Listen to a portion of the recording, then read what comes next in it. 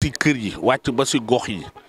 maanaam da ngay utiliser secteur yëpp maanaam créneau yëpp muy les délégués de quartier les bàjjanu gox imam yi leader d'opinion yi société yi par exemple lu day man toujours Ndar laa jël exemple léegi pétrole ak gaz bi mi ngi fii au large de la Mauritanie ak kii léegi société yi British Petroleum ak yeneen société yi évolué si pétrole ak gaz ñooñu état bi daf leen di imposer nii comme ñoo ngeen Ndar yéen a ngi fi liggéey da ngeen di jël ay jeunes c'est-à-dire dafa am quote-part boo xam ni da ngeen koy réserver jeunesse bi soo leen waree am 1000 les 600 emplois ou 700 jeunes Ndar lay doon yaa ngi dégg nga dem BCEAO la même chose la BCEAO est à Saint-Louis sur les 200 employés nga leen les 70% Saint-Louis lay jógee aéroport mi ngi Saint-Louis AIBD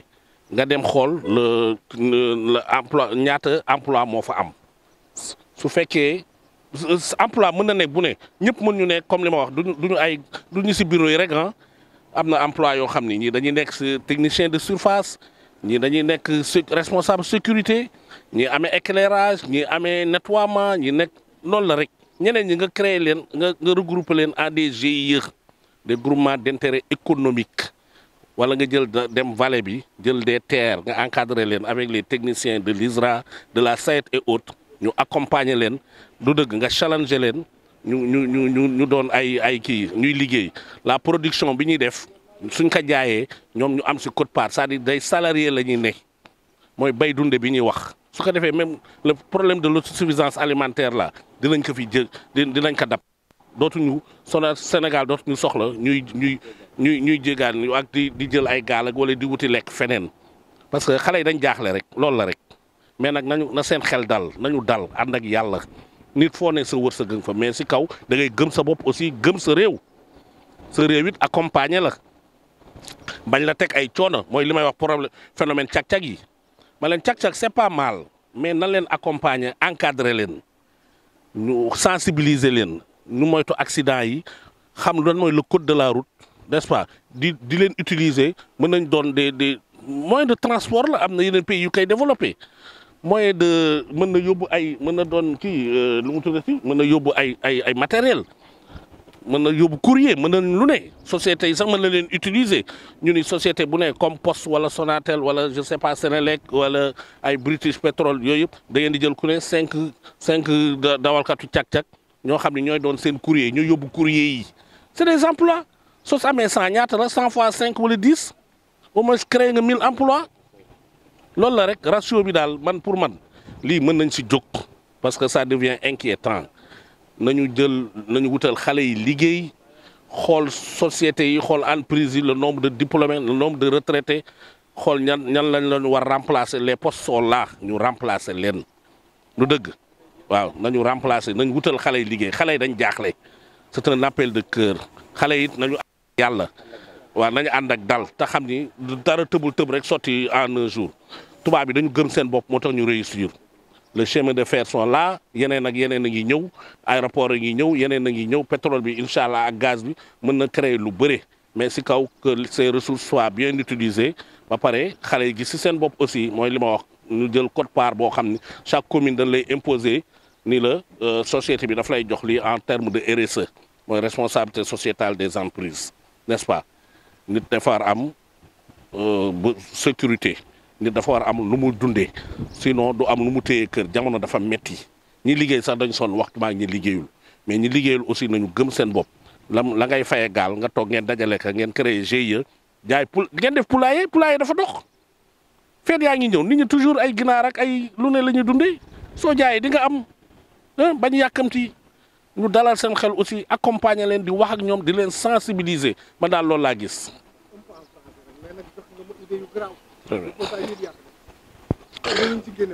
Donc je me présente Doudou Guité Seck, citoyen saint-louisien.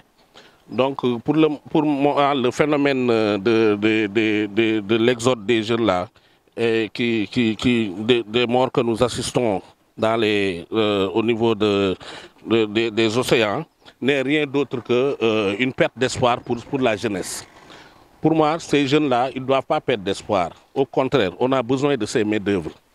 cette jeunesse doit être, c'est de l'énergie, elle doit être utilisée pour développer notre pays. Ailleurs, en Occident par exemple, la population est vieille. Eux, ils ont besoin de jeunes.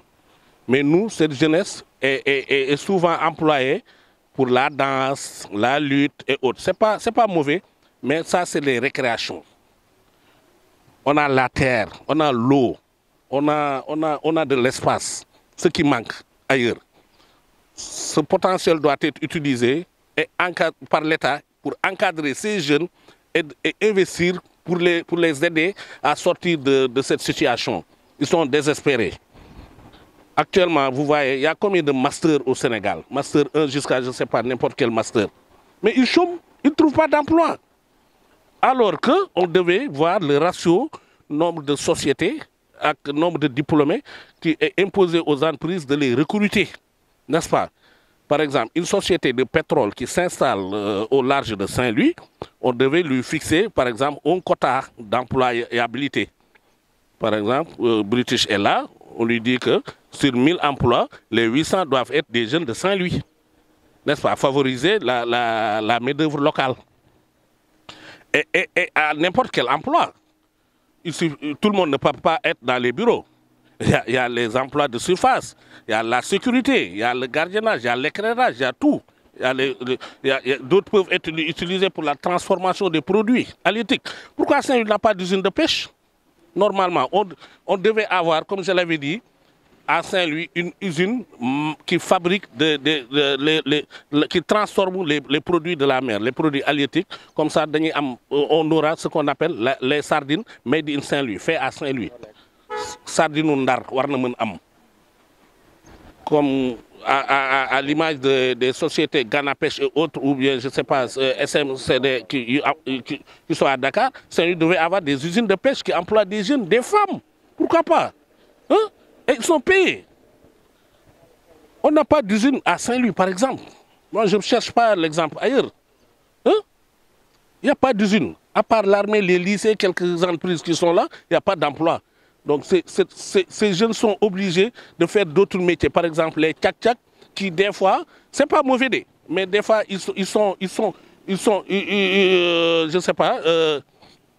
ces tchak-tchak sont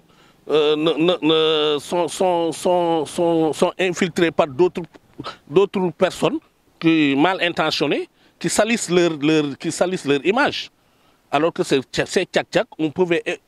imposer aux entreprises de les prendre comme comment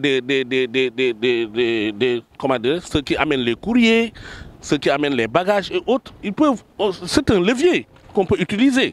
Il suffit d'imposer aux entreprises, par exemple 10, 20 entreprises, prenez 10 tchak-tchak pour le courrier et autres, hein, et vous les payez des salaires. Mais vous réduisez le nombre de chômeurs, ainsi de suite, n'est-ce pas? Les jeunes qui cotisent de l'argent pour prendre les pirogues, s'ils se constituaient en GIE, ils pouvaient facilement créer une ferme, faire un poulailler. Tout le monde mange le poulet ici, les Djawen et Gayen, les Tabaski, Magal, Gamou et autres. Il y a combien de bœufs, combien de moutons sont tués pour le ravitaillement. Les gens, les daïres peuvent l'acheter avec ces fermes de jeunes. L'État doit les encadrer avec les techniciens de l'ISRA, de la SAED, de donner des terres vers la vallée, hein, les payer des salaires, comme ça, il n'y aura plus de chômeurs. Tant que le niveau de chômage est très élevé, il y a l'insécurité, il y a l'exode rural, et bon, et au détriment des honnêtes citoyens. Kon kum neutre noonu ñooñu mel noonu am na si fànn yu bare si métiers yi nga xam ne noo fi am kon loolu il faut ñu jël ko te encore nañu jël ay conseils yoo xam ni ñu libre la ñuy doon ñu gratuit ñu indépendant la ñuy doon parce que am na si koo xam ne boo jël association am daf lay soxla bis pour régler problème association am ak yooyu te pêche bi jafe na régler waaye yomb na régler ndax gaal yi yëpp am nañu këyit wala li si ëpp am nañu këyit. ñooñu tey bu fekkente bi am na ay avantages yoo xam ni dugal nañu ko si ñoom yaakaar naa ni daa man dund ak ñoom daa man trouver terrain d'entente daa man defar loo xam ne dana sotti xam nga tey Gendar gi tey boo fi ñëwee nga ni ministre de la pêche ñëw na ba Gendar am na ministre boo xam ni si jamono ñëw na ba Gendar demul gouvernance demul préfecture biir Gendar la taxaw wax ñëpp andi seen doléance si waxtaan ndax ñun dana am ay base yoo xam ne mooy suñu waxtaanukaay mais bu fekkee da ngay ñëw yam gouvernance wala yam préfecture woo association wala si hôtel yi tuuti nit dem tënk fa loo xam ne lan tënkoon daaw jéeg daawaati jéeg dama ni nanu delloo weñ gaa nga bañe sa manjaxaan nga nanu delloo ci waat bag sa teen ba nu xam li ñuy jël lu mu doon ndaxte tey bu ñu defaroo yeneen ñetti jatara ndax am nanu moyen bi parce que xoolal tey ji suñu ambisir bi bël bi nawet ñëw na déggoo dara mais bu noor ñëwee fit yëpp jàq parce que sa alal nekk menacé na ko sa bakkan rawatina ndax milliards yi fi daanu bakkan yi fi daanu ñaata lanu c'est trop mais loolu tey heure bi lañ ko war wax balaa heure bee di ñëw moo tax noo jàpp ni daal vraiment depuis boobaa léegi gisuñu ministre de la pêche te ministre de la pêche xaw ma kañ lay ñëw ak na muy ñëwee waaye buy ñëw na woo acteurs yi ñi féete suuf ñëpp pas ñi nga xam ni noo yore ay association man foofu la sama wax ji gën jëm ndax clandestin bi ngay gis kenn si ñoom mën ko régler population bi rek lanu mën dimbali nu régler ko population bi na mën manko am su lu nu jàpp xam nga mool ku doylu la parce que lu tax doylu na mooy mool lu mu ñàkk-ñàkk bu jegee jéej ñëw dana yëkkati lu mu maye ku mu tane kon kooku am na doylu mais amul kenn tey ji koo xam ni salaire dafa mat lu ma ñaar fukki nit taxaw wala fanweeri nit nga yëkkati di joxe ba naan ko amul déedéet mool rek moo koy def te yàlla xam ne la muy am la sa des barewul mais sant na yàlla ndax wërsëg la mu wuti woon ci géej ba yàlla jox ko mu ñu sama muurub jullit yëpp kon jàpp naa ni Gendar wala Ndar wala Sénégal mën nañu taxawee beneen façon taxawaay bu bokkul ak taxawaay yi nga xam moom lañu mosoon di taxawee kon yaakaar naa ni pour jàmmi réew mi faaw nu arrêté yoon wii ba nga xam ne bakkan yee daanu bare na ndax jeunesse baa ngay jeex de te sunu ndaw la nu am de dama ragal ni la dal tubaab bi dana nu dal nu mujj des ay màggat kese ndax ndaw ñëpp faatu nañu te loolu yaakaar naa ni danger la boo xam ni état lu mu manti tànqamlu warul tànqamlu loolu ndax am na yu gën nekk farata yi noo détaillé yi noo coow yëpp ndaxte man dama gis ni nit bu mënee métier am buñ ko féetale fenn nañ ko féetaleeg réew mi rek ndax ñooñu réew mi daf si mos am naka jekk am na ñoo xam dañ leen tudd ba tey kenn tuddul parti yenu nekkoon mais seen jëmm la ñuy tudd ndax seen valoriser bi nu amoon valeur yi nu amoon seen jëmm ak seen doxin kon nanu xool réew mi nu pencoo ko waxtaane ko ba nga xam ne problème yi fi dugg te bokk si nu dindi ko ndax ñun loolu la ñu xamoon tey yaru joxe cër mag ñi xale yi jox cër mag ñi yërëm ndaw ñi nu joxante cër ndax ku joxewul cër doo am cër te loolu lañ fi mag ñi jëmbatoon nan topp yoon woowu moo ñu jëmee kanam bu ëllëgee bu ñu ko bàyyee lu ñu gis xam ne ñun nooy engagé wu nooy responsable kon nan defaru balaa ñu mel ne ku jigadi jamono bu ñëwagul ndax phénomène bi am dafa mel ne dañu jigadi jamono bu ñëwagul kenn mënul xam loolu lu mu doon kon yàlla ñu yàlla dooli sutura ba defar réew jàppale si nu ko yéenee ba nu am lu kawe suñu njort ndax kenn saxu fi di ko defar ferew naa fi gënoon yàggu nguuram jeex na kaneen no immigration clandestine bi am ñu ciy gis loo xam ne wax dëgg yàlla jéggi na dayoo ndaxte wax dëgg yàlla li nga xam ne moom moo ciy génn àddina ci sunu ay doom ndax yàkkamti am mu tax ñuy dugg ci gaal yi nga xam ne amul benn sécurité di dem di des ci géej gi loolu xaru la te nit ki da ngay gëm yàlla xam ne yàlla mooy joxe seen baay ak seen ndey yi fi nekk jur leen ba ngeen toll fi ngeen toll nii tey jii ci réew mi la ñu toog gëm yàlla takk seen ndigg fas yéene liggéey ba ngeen toll ni ngeen toll dundal leen ba ngeen toll ni ngeen toll ngeen di yaakaar ne seen wërsëg kooku yàquli la kon tey jii daal ñoo ngi ñaan yàlla na leen yàlla delloo si ñu toog ci réew mi liggéey am na fi ku taamuwul liggéey da nga liggéey waaye ku taamu liggéey nag da nga xam li nekk sa réew te li nekk ci réew mi mun nañ ciy dund sa ñaari dërëm bi ngay dund gis sa ndey ak sa baay say soxna moo gën sa junni bi ngay am ca bitim réew te doo gis sa njaboot kon daal man sama wàllu bopp en tant que père de famille maa ngi leen di ñaan yéen xale yi ci réew mi ngeen delloo si seen xel te xam ne tey jii li ngeen di am mun ngeen ko am ci dëkk bi. pour seen ay doom di dem yooyu yëpp man damaa defee ne ñooñu dañoo amul xalaat bu gudd ndax ki jur sa doom yaakaar ne war na laa defal li nga koy jox pour mu dem bitim réew soo ko joxee mu liggéey fi nga bokk ak moom di ko xelal ndax xale dañ koy xelli di ko xelal su fekkee ne da ngaa yore ay millions di ko jox muy dem ci gaal yi million boobu soo ko joxee war naa mën a liggéey ci réew mi am loo xam ne da nga ko gis sa xel dal nga xam ne du nekk ci dex gi wala ci géej gi di ñàkk bakkanam ñuy gis loo xam ne tey jii mbitim réew yëpp di ñu seetaan loolu gàcce la nañu delloo suñu xel te xam ne tey jii ki war a am da nga am yow miy jox sa doom ay millions fii nga amee million boo ko jox kon tey jii million boobu bokk leen ko liggéey ci réew mi lii daal la am lu ma doon wax. waaw dama la wax rek ni la immigration bi mun nañ régler problème bi mun nañ koy régler dans l'immédiat nan lañ koy régler na mais mooy toog waxtaan géej gi dañ ne amul jën waaw géej gi amul jën ñoo ngi ko rendre compte en 89 bi ñu amee problème ak Mauritanie ci la xam ne géej gi amul jën parce que dañu daan dugg si zone yi ma jox la benn exemple Balla Gaye day taxaw nii man xaalis bu bëri leen ma ngénte fii Guet-Ndar ku ne mën na taxaw ni xaalisu Jata la lan ma ngénte mais amuñu ku ñu jàppale. gis nga plateforme bii sama gannaaw ngay seen nii mën na régler problème dëkk bi bu guddee bu tàkkee lumière yi jën dafa dañ kumpa day ñëw foofu ci place bi. immigration bi nag pour lutter ko loolu yomb la lan fi amoon ci jamono yee mu di bateau ramasseur tant que indiwuñu ko Ndar ñu tuddee ko la Saint-Louisien de pêche Ndar di ci bénéficié wu. bateau ramasseur yi bateau bi nag day doon bateau boo xam ne day jël 45 pirogues bateau bu ne day def 5 personnes ñu dem nappi dem ci yeneen zones yi ma jox la benn exemple xoolal Pël Fuuta yi si dëkk bi Pël Fuuta buy jógee Guinée mbuus la indi buñ defee ñaari weer tabax immeuble ak étage pourquoi pas boo demee Côte d'Ivoire dem Gabon dem Bénin moo lee fa nekk xam nga fu ñu jóge ay Ghanéens lañu pourtant sénégalais yi Guet-Ndariens yi mënuñu leen wutal këyit ñu dem bitim réew ñu dem nappi foofu daan régler problème immigration bi neex na régler de parce que dama la wax ni la en 2006 bi ni gars yi di immigré moteur 40 chevaux moo leen yóbbu woon jamono bii ñuy demee ci moteur 60 chevaux gaal gi di pare si 8 millions 500 te dafa def affaire ak passeurs yi dama la wax nag ni la benn gaal jógewu fi te autorité yóbbu ko texe ji ni mu mel nii gaal di fi dugg ci kenn dugg demal Mauritanie seen géej marin ma nga fa gendarmerie fa ñëpp ñun suñ 718 kilomètres yi mënuñu ko régler mais lan moo xew ñun Guet-Ndar nag am nañu problème ñun benn liggéey la ñu am mooy napp bu géej gi yëngoo ñu toog mais bu commencé dun ba jéey ba nga dem Kafountine képp ku fay mool ñaari liggéey nga am boo demul géej daa dem bay wala nga nekk maçon wala nga nekk chauffeur kalandoo ñun Guet-Ndar amuñu ko bu géej gi yëngoo ñu toog si mbaar yi solution am na ci immigration bi nañu ñëw fii ci dëkk ministre bi nag ban ko foolee ba Ndar gisagu ko coow li bare na nag Ndar gisagu ko de te ñuy wax ak ñun nag dama la wax ni la oto yi gaal yi ñoo ëpp gaal yi te oto bu tegu ci goudron ba amul carte grise doo fi yëg waaw pourquoi pas géej gi duñ ko réglé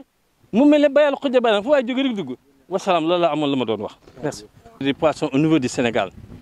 au Sénégal les gens ont compris les événements de 89 entre le Sénégal et la Mauritanie. C'est en ce moment-là qu'on a su que le Sénégal n'a pas de poissons parce que la Mauritanie a fermé ses frontières. Je vous dis que le Sénégal fait une côte de 718 km. La Mauritanie fait 750 km. La Mauritanie gère ses ressources. Comment se fait-il que le Sénégal ne peut pas gérer ses ressources? Je te donne un exemple. Au niveau des plages de la Mauritanie, tu vois la gendarmerie, la police et tout le monde est au niveau de la plage. Mais au Sénégal, il n'y en a pas. Sur les 23 départements maritimes du Sénégal. Les 23 départements maritimes du Sénégal,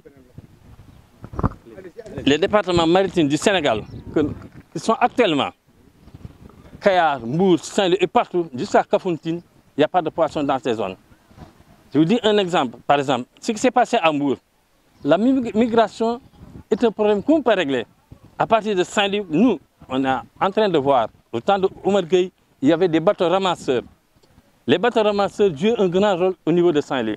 Mais cela n'existe plus, c'est pourquoi on a eu ces problèmes. Parce que si on arrive à avoir des bateaux ramasseurs pour amener les pêcheurs dans la sous-région, ça peut régler beaucoup de problèmes. Parce que les bateaux peuvent prendre 45 pirogues, chaque pirogue prend 5 personnes. Et dans ce sens-là, si nous arrivons à avoir ça, on va l'appeler ça la Saint-Louisien de pêche. La Saint-Louisien de pêche, les Saint-Louisiens vont en bénéficier. Parce que si les pêcheurs sont partis en marée dans les bateaux ramasseurs, celui qui vient de Sine Saloum et celui qui vient par exemple, de Djolof ou du Baol, ces gens-là ne sont pas des pêcheurs. Mais s'ils ne trouvent pas des pêcheurs, ils n'ont pas les moyens pour partir en mer. Et pour l'immigration, c'est un gagne-pain pour les ramasseurs. Je te donne un exemple. Un bateau qui part en mer ou un bateau qui fait l'immigration, ce sont des pirogues de 23 mètres 600 qui coûtent actuellement 8 500 000 avec des moteurs de 60 chevaux qui coûtent 3 500 000. Mais il fut des moments, en 2006, l'immigration, il y en avait, mais ce sont les moteurs de 40 chevaux qui amenaient les pirogues. Mais actuellement, ce sont les 60 chevaux qui les amènent. Si le Sénégal avait des poissons comme les autres pays, vraiment, on n'aura pas de problème. Nous allons faire le système Pël Fuuta. Le Pël Fuuta vient au Sénégal avec un seul sachet. 6 mois après, il a des immeubles. Et partez en Côte d'Ivoire, au Gabon, au niveau de la sous-région, les pêcheurs qui sont là-bas, ce sont les Ghanéens. Et nous, les grands perdants, ce sont les Saint-Louisiens. Au niveau de Saint-Louis, on a une seule activité qui est la pêche. Si la mer est houleuse, personne ne va pas à la mer, tout le monde sont assis au bord de la mer. Mais de Dunbaba Dieye jusqu'à Kafountine, tous les pêcheurs qui sont là-bas, ils ont 2 activités. S'ils ne pêchent pas, ils font du maraîchage ou de l'agriculture, ou ce sont des maçons ou des chevaux de calandre. Mais l'immigration On peut avoir des solutions. La solution est due, le nouveau gouvernement, il faut qu'on discute. Parce que, comme, je te donne un exemple. Regardez au niveau de la route. Tous les véhicules qui sont sur la route ont des cartes grises. Et l'État gère bien les véhicules et il ne peut pas gérer les pirogues. Pour te dire que les véhicules sont beaucoup plus nombreux que les pirogues, mais chaque véhicule a une carte grise. Et pourquoi on ne peut pas gérer les pirogues? À Saint-Louis, regardez les pirogues de 12 mètres, 22 000 qui n'arrivent même pas à pêcher. Donc l'immigration, on peut bel et bien les lutter. La guerre de l'Ukraine, l'Israël et partout, on assiste sur la guerre mondiale, on est assis sur la table. Et ce problème-là, il faut qu'on s'assoie sur la table, amener les bateaux ramasseurs. Les bateaux ramasseurs, c'est ceux qui vont régler les problèmes. Parce que si le pêcheur a des activités, il n'aura pas personne à amener en mer. Voilà ce que j'avais à dire sur cette situation. Assalamu alaikum wa rahmatullah. Man la Mahou Sène, délégué de quartier Guet Ndar Mool nekk fii nag si Guet Ndar ñuy jànkoonteeg mbir moo xam ni phénomène la si réew mi yëpp nag ndax bu jëkk géej doomu mool rek mooy si daan dem daan nga dëkk si tefes te doo dem géej ndax waaso yi dañ daan wax lii war na dem wii warul dem jafe-jafe bi nag yokk na si kaw suuf si ba léegi ñëpp daw jëm géej yamatul si léegi nu jël gaal yi di ko tukkee ji dem bitim réew ndaxte gaal yi li ma gis mooy jafe-jafe yi moo doon dund mu ump ñu bare bi clandestin bi ubbee am na lu mu leeral ndax li mu leeral mooy géej ndekete neexul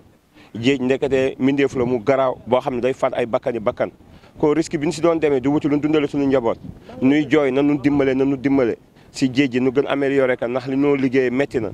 tam man jël emploi yu bare nu tànkam lanu clandestin bi dafa mel ne que biral na feeñal na loolu doon wax jamono dox na ba jox nu dëgg tey ndax ñi see dugg ñëpp gis ngay jëye yu bare yi ñu si am te ñun suñu juróom-ñaari maam yëpp si géej gi lañ doon dundee si lañ ko doon sàkkoo kon yaakaar naa ni bu nu demee ba tey mbir mi wulee ñaay nii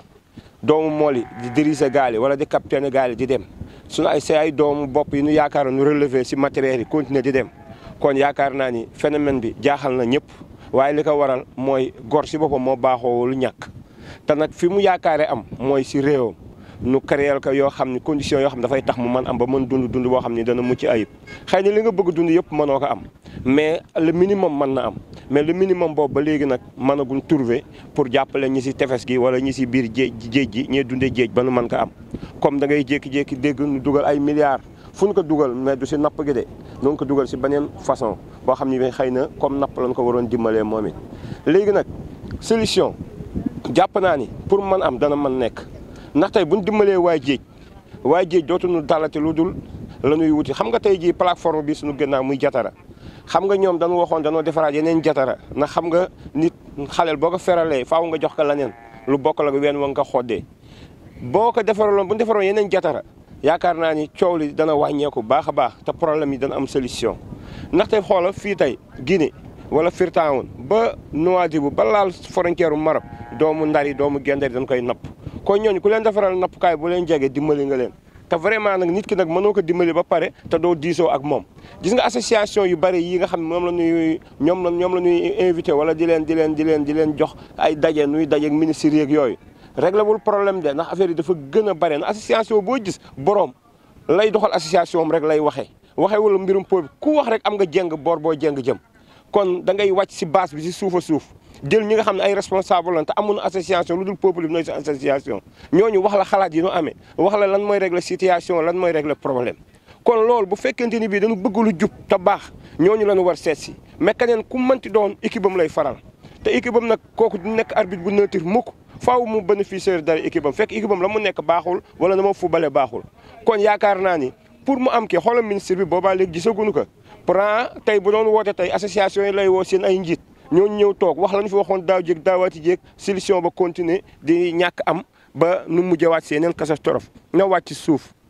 góor ñi jigéen ñi ku nekk am nga xalaat am nu noo gisee ndax géej dafa yaa 712 kilomètres yi nu am tey yaakaar naa ni foo si dem am na koo xam ni bokkul si association yi tax am na fa xam-xam boo xam ni buy wax dana wax loo xam ne lii digganteem ak yàlla rek mooy tax kon nit askan boo leen bëggee dimbale da ngay ñëw sa ña nga xam ni ndaxte tey bu àjjuma jotee nu dem sa jàkka ja duñu xool imam ba murid la xaadir la laayeen la duñu xool ban association la bokk kon kum neutre noonu ñooñu mel noonu am na si fànn yu bare si métiers yi nga xam ne noo fi am kon loolu il faut nu jël ko te encore nañu jël ay conseil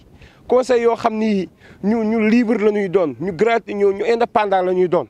parce que am na si koo xam ne boo jël association am daf lay soxla bis pour régler problème association am ak yooyu te pêche bi jafe na régler waaye yomb na régler ndax gaal yi yëpp am nañu këyit wala li si ëpp am nañu këyit ñooñu tey bu fekkente bi am na ay avantages yoo xam ni dugal nañu ko si ñoom yaakaar naa ni daa man dund ak ñoom daa man trouver terrain d'entente daa man defar loo xam ne dana sotti. xam nga tey Gendar gi tey boo fi ñëwee nga ni ministre de la pêche ñëw na ba Gendar am na ministre boo xam ni si jamono ñëw na ba Gendar demul gouvernance demul préfecture biir Gendar la taxaw wax ñëpp andi seen doléance si waxtaan ndax ñun dana am ay base yoo xam ne mooy suñu waxtaanukaay. mais bu fekkee da ngay ñëw yam gouvernance wala yam préfecture woo association wala si hôtel yi tuuti nit dem tënk fa loo xam ne lan tënkoon daaw jéeg daawaati jéeg dama ni nanu delloo weñ gaa nga bañe sa manjaxaan nga nanu delloo ci waat bag sa teen ba nu xam li ñuy jël lu mu doon ndaxte tey bu ñu defaroo yeneen ñetti jatara ndax am nanu moyen bi parce que xoolal tey ji suñu ambisir bi bël bi nawet ñëw na déggoo dara mais bu noor ñëwee fit yëpp jàq parce que sa alal nekk menacé na ko sa bakkan rawatina ndax milliards yi fi daanu bakkan yi fi daanu ñaata lanu c'est trop mais loolu tey heure bii lañ ko war wax balaa heure bee di ñëw moo tax noo jàpp ni daal vraiment depuis boobaa léegi gisuñu ministre de la pêche te ministre de la pêche xaw ma kañ lay ñëw ak na muy ñëwee waaye buy ñëw na woo acteurs yi ñu féete suuf ñëpp pas ñi nga xam ni noo yore ay association man foofu la sama wax ji gën jëm ndax clandestin bi ngay gis kenn si ñoom mën ko régler population bi rek lanu mën dimbali nu régler ko population bi na mën manko am si lu nu jàpp xam nga mool ku doylu la parce que lu tax doylu na mooy mool lu mu ñàkk-ñàkk bu jógee géej ñëw dana yëkkati lu mu maye ku mu tane kon kooku am na doylu mais amul kenn tey ji koo xam ni salaire dafa mat lu ma ñaar fukki nit taxaw wala fanweeri nit nga yëkkati di joxe ba naan ko amul déedéet mool rek moo koy def te yàlla xam ne la muy am la sa des barewul mais sant na yàlla ndax wërsëg la mu wuti woon si géej ba yàlla jox ko mu ñu sama muurub jullit yëpp kon jàpp naa ni Gendar wala Ndar wala Sénégal mën nañu taxawee beneen façon taxawaay bu bokkul ak taxawaay yi nga xam moom lañu mosoon di taxawee kon yaakaar naa ni pour jàmmi réew mi faaw ñu arrêté yoon wi ba nga xam ne bakkan yee daanu bare na ndax jeunesse baa ngay jeex de te sunu ndaw la ñu am de dama ragal ni la dal tubaab bi dana nu dal nu mujj des ay màggat kese ndax ndaw ñëpp faatu nañu te loolu yaakaar naa ni danger la boo xam ni état lu mu mënti tànqamlu warul tànqamlu loolu ndax am na yu gën nekk farata yi noo détaillé yi noo coow yëpp ndaxte man dama gis ni nit bu mënee métier am buñ ko féetale fenn nañ ko féetaleeg réew mi rek ndax ñooñu réew mi daf si mos am naka jekk am na ñoo xam dañ leen tudd ba tey kenn tuddul parti yenu nekkoon mais seen jëmm la ñuy tudd ndax seen valoriser bi nu amoon valeur yi nu amoon seen jëmm ak seen doxin kon nanu xool réew mi nu pencoo ko waxtaane ko ba nga xam ne problème yi fi dugg te bokk si nu dindi ko ndax ñun loolu la ñu xamoon tey yaru joxe cër mag ñi xale yi jox cër mag ñi yërëm ndaw ñi